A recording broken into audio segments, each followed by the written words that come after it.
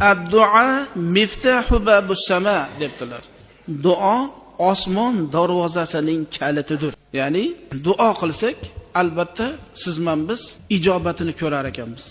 Hazrati Umar ibn al-Xattob radhiyallohu anhu ning gaplari bor ekanda, men uchun eng muhim narsa duo degan ekan. Men duoni ijobatiga qiziqmayman. Men duo qilib olishlikka qiziqaman. Menga ahamiyat beradigan narsa qo'limni ko'tarib Allohdan so'rab olish bo'ldi. U yoqda menga kerak emas.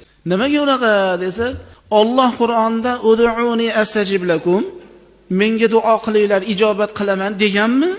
Gap so'z yo'q. Biz qilyapmiz, ijobatini qiladi albatta. Innalloha la yuxliful mi'ad. Alloh va'dasiga xilof qilmaydigan zot. Duoni qilib qo'yaver deyaptilar-da, Parvardigor men duo qildim, ijobat qilmayapsan demash kerak. Bugun ko'rmasak, hali Xudo xolasa qiyomatda jannatda ko'rar ekanmiz, oxiratda ko'rar ekanmiz. Alloh o'zi nasib qilsin, ilohim.